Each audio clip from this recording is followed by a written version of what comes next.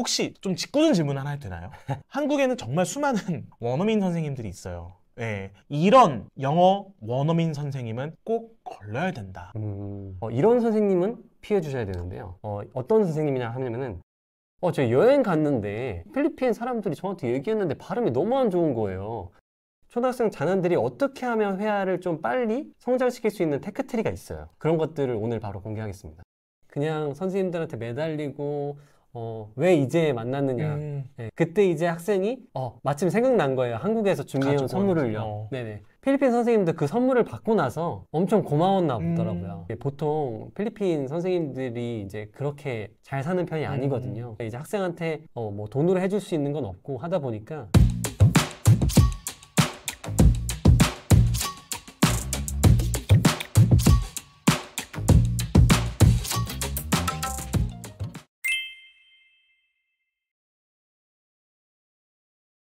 오늘은 정말 특별한 분을 모셨습니다. 스피킹 클래스 스피클의 김정태 대표님을 모셨는데요. 시청자분들께 자기소개 한마디 부탁드려도 될까요? 네. 저는 스피클이라는 영어 교육 스타트업을 운영하고 있는 김정태 대표라고 합니다. 처음에는 외국계 회사를 다니고 있었거든요. 수많은 나라의 국가의 사람들과 얘기를 나눌 기회가 많았습니다. 한 번은 그게 좀 궁금하더라고요. 외국인이 볼 때 영어를 잘하는 사람이 과연 어떤 걸까? 그리고 그들만의 기준이 어떤 걸까? 영국 사람한테 물어본 적이 있습니다. 너는 많은 사람들을 만났잖아. 뭐 일본 사람부터 시작해서 독일 사람, 뭐 브라질, 인도 사람 이런 많은 국가의 사람들을 만났는데 어떤 사람이 과연 영어를 잘한다고 생각해? 이렇게 물어본 적이 있거든요. 근데 그 대답을 들었을 때 굉장한 충격을 받았어요. 그게 뭐였냐면 인도 사람이라고 얘기를 하는 거예요. 인도 사람이요? 네네네. 인도 사람은 사실 발음을 알아듣기 되게 힘들지 않나요? 네, 맞습니다. 그래서 저도 인도 분들이랑 대화하면 저도 한 반은 못 알아듣습니다. 근데 영국인이 그렇게 얘기하는 걸 듣고 다시 한번 물어봤어요. 왜 그렇게 생각하는데? 두 번째 충격이었죠. 그게 뭐냐면 영어를 전달하는 본인의 의견을 전달하는 부분이 명확하고 문장 구조가 너무 좋다. 이렇게 얘기를 하더라고요. 근데 제가 잘한다고 느꼈던 사람들은 뭐 독일 사람이라든지 유럽권 국가에 있는 사람들이라고 느꼈거든요. 오히려 제가 못한다고 생각했던 인도 사람들이 영어를 잘한다고 표현을 하는 거죠. 제가 알고 있는 영어적인 기준이 너무 한국화되어 있었구나. 그리고 실제로 저도 외국계 회사에 있으면서 영어 회화를 그렇게 잘하지 못했습니다. 그렇기 때문에 한국어 교육 자체가 문제가 있는 건 아닐까? 이런 걸로 시작을 해서 사실은 사업을 시작한 계기도 있습니다. 혹시 좀 짓궂은 질문 하나 해도 되나요? 이런 자리 빌려서 한번 대답해 보겠습니다. 네네. 정말 실전 영어 그 자체를 강조하시는 분인데 한국에는 정말 수많은 원어민 선생님들이 있어요. 네, 이런 영어 원어민 선생님은 꼭 걸러야 된다. 그런 특징, 네. 그런 게 있을까요? 네. 분명히 있습니다. 대부분의 이제 학부모님들께서는 그 강사를 찾을 때 잘못 아시는 부분이 분명히 있습니다. 이게 뭐냐면 성인들한테만 최적화되어 있는 강사를 찾는다는 겁니다. 근데 그 부분에 대해서 저는 굉장히 조심해야 된다고 생각해요. 초등학생들 자녀가 영어를 성장하는 방법과 성인들의 방법에 대해서는 큰 차이가 많이 있습니다. 그렇기 때문에 이런 선생님은 피해 주셔야 되는데요. 어떤 선생님이냐 하면은 좀 텐션이 좀 낮고 침착하신 분들, 이런 분들이 오히려 성인분들한테 맞을 수도 있거든요. 근데 초등학생들 자녀한테는 저는 추천드리진 않습니다. 실제로 초등학생들 자녀들이 집중할 수 있는 시간은 사실 10분도 채 안 됩니다. 그쵸. 근데 그 10분간을 이후로 끌고 나가려면 온라인 수업은 더 힘들겠죠. 네네. 그렇기 때문에 가장 중요한 건 선생님들에 대한 밝은 성격과 에너지입니다. 그런 성격과 에너지를 학생이 그대로 받게 되거든요.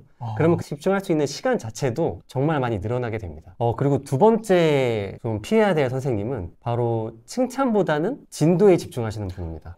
네. 초등학생들은 성인들이랑 다르기 때문에 유대관계가 정말 중요합니다. 선생님들하고. 그 유대관계가 깊은 선생님들하고 수업을 하게 되면 한마디라도 더 합니다. 초등학생들 자녀들이 유대관계 깊지 않은 선생님들과 수업할 때 나타나는 특징은 흥미를 잃는다는 겁니다. 근데 초등학생들하고의 수업에서 가장 중요한 게 흥미를 유지시키는 거거든요. 그렇기 위해서는 칭찬이 계속해서 이루어져야 됩니다. 그래서 진도를 나가기보다는 조그만한 거 사소한 거에 칭찬을 하고 잘한다, 잘하고 있어 이렇게 해줄 수 있는 선생님들이 더 중요하다는 거죠. 이것만은 하지 말아야 된다는 걸 알려드렸는데 그리고 별개로 화상영어 플랫폼을 고르는 것도 어떻게 해야 되냐면 그 성인들은 보통 이제 수강권을 구매해서 그쵸. 매번 이제 선생님들이 바뀌는 시스템을 많이 활용하거든요. 저희 같은 경우에는 아무래도 이제 초등 전문으로 하다 보니까 선생님들을 담임제로 진행하고 있습니다. 네, 그렇게 하는 이유는 아까 말씀드렸지만 그 유대 관계를 계속적으로 깊게 유지하기 위해서입니다. 네네. 그리고 마지막으로 그 필리핀 사람들에 대한 부분을 좀 얘기 드리고 싶은데요. 저는 저희 팀원분들도 실제로 저희 필리핀 선생님들한테 수업을 하고 있거든요. 근데 그분들도 원어민 분들한테 수업을 할 수 있음에도 불구하고 왜 필리핀 선생님이 할까요? 필리핀 선생님이 조금 더 인력적으로 조금 부담이 덜 되기 때문 아닐까요? 아, 네. 그런 것도 당연히 있겠는데요. 저는 항상 이 언어라는 건 그 오랜 절대적인 시간이 필요하다고 생각합니다. 그 시간이 채워지면 한 단계 한 단계 이제 계단식으로 영어가 성장하게 되어 있거든요. 근데 거기에서 가장 중요한 그 절대적인 시간을 채우는 거는 그 영어적인 말할 수 있는 환경을 세팅해 주는 거거든요. 저는 그 원어민 선생님들보다 오히려 저는 필리핀 선생님들이 그런 환경을 세팅할 때 굉장히 합리적인 비용으로 채울 수 있다는 거예요. 초등학생들 자녀한테 더 좋은 거는 오히려 그런 에너지틱하고 밝은 선생님들하고 그 시간을 채워 나갔을 때 길게 유지할 수 있다는 거죠. 그런 우려를 하신 분들도 있을 것 같아요. 필리핀 발음은 정통 발음은 아니지 않나요? 뭐 인도 발음까지는 아니더라도 그래도 뭐 북미 영어 선생님이 더 정통 영어일 것 같은데 이렇게 걱정하시는 분들에게 뭐라고 말씀하시고 싶으신지. 한국 사람들이 선입견이 굉장히 강해요. 발음에 대해서요. 제가 재밌는 스토리를 말씀드리고 싶은데요. 그 다큐멘터리 EBS에서 했던 언어 발달의 수수께끼라는 게 있습니다. 그 한국인 학부모님들 그리고 외국인들하고 같이 이제 방에 이렇게 모아놓고 앞에 화면이 있습니다. 그 화면에는 이제 중년의 배우가 연설을 하기 시작해요. 영어로요. 그래서 그거를 듣고 간단합니다. 인터뷰를 시작하거든요. 저 사람의 그 영어 실력이 어떻게 되나요? 이렇게 물어보는 질문들입니다. 근데 대부분의 한국 부모님들의 평가가 발음이 좀 안 좋아요. 그리고 단어가 너무 끊기듯이 얘기를 해요. 그 다음에 TV에 나올 정도는 아닌 것 같아요. 이렇게 주로 평가를 이뤘고요. 근데 반대로 원어민들은 이렇게 얘기를 했어요. 고급 단어를 구사하고 문장의 표현력이 너무 좋다.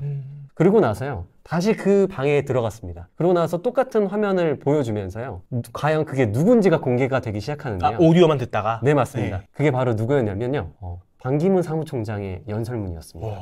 그때 정말 많은 원어민들이 기립박수를 쳤던 유명한 원설입니다. 아마 지금까지도 그 실험을 한다면 저는 대부분 사람들이 그렇게 답했을 거라고 저는 생각해요. 더 말씀을 드리면 많은 학부모님들하고 상담하면서 필리핀에 대한 발음을 말씀하신 대로 많이 물어보거든요.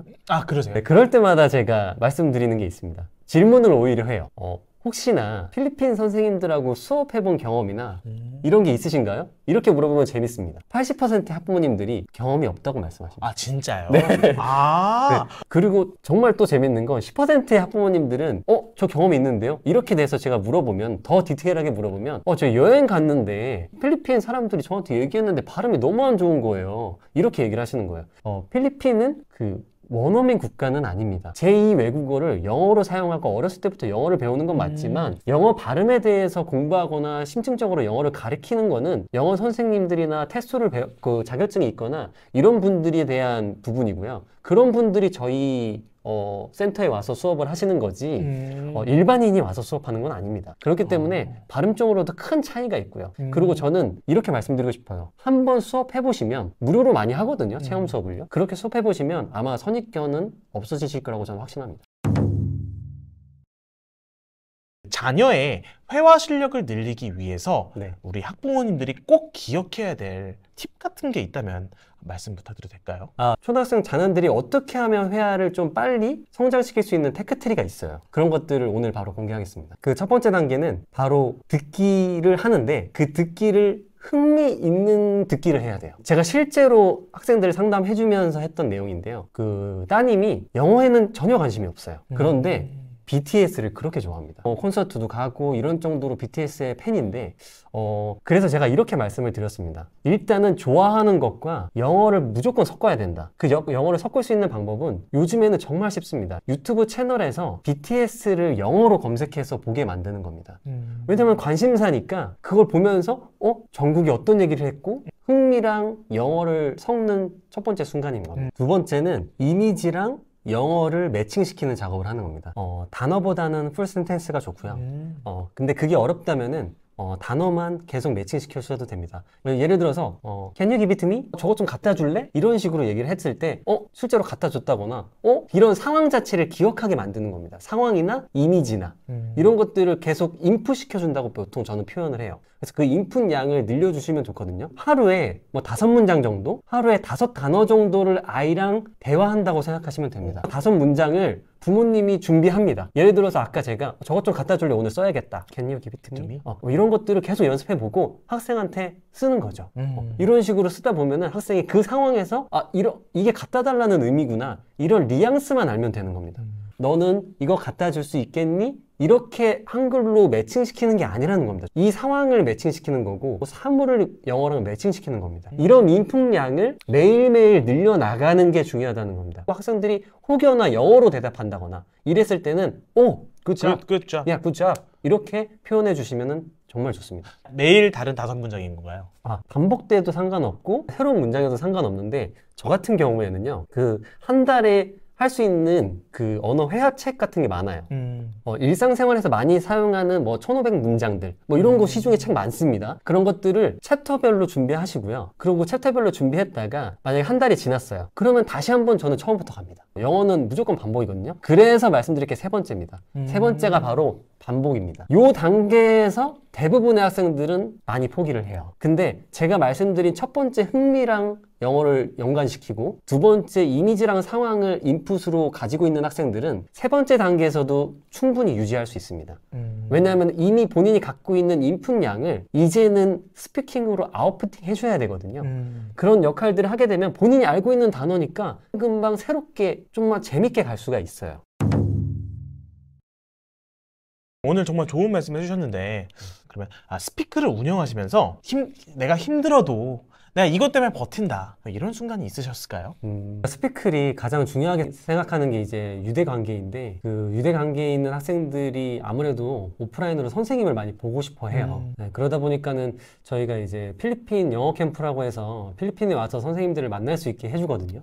그러면은 확실히 화상영어 했던 학생들이 많이 옵니다. 그 중에 한 학생이 좀 기억에 남는데 그 학생이 그 선생님을 만났을 때 대부분의 학생들이 만나면 좀 어색해 하거든요. 오랫동안 화면으로 보다가 내가 생각한 모습이 아닐 수도 있으니까요. 그러다가 첫 타임 딱 1시간 딱 수업을 했을 때 학생들이 완전히 달라집니다. 그냥 선생님들한테 매달리고 왜 이제 만났느냐. 네, 그때 이제 학생이 마침 생각난 거예요. 한국에서 준비해온 선물을요. 네네. 그래서 그거를 가지러 막 달려가는 그 행복한 모습이 정말 기억에 남아요. 필리핀 선생님도 그 선물을 받고 나서 엄청 고마웠나 보더라고요. 근데 본인은 아무 선물도 준비를 안 했으니까 그게 미안했는지 원래는 학생이 되게 굉장히 좋은 화장품을 해줬어요, 선생님한테.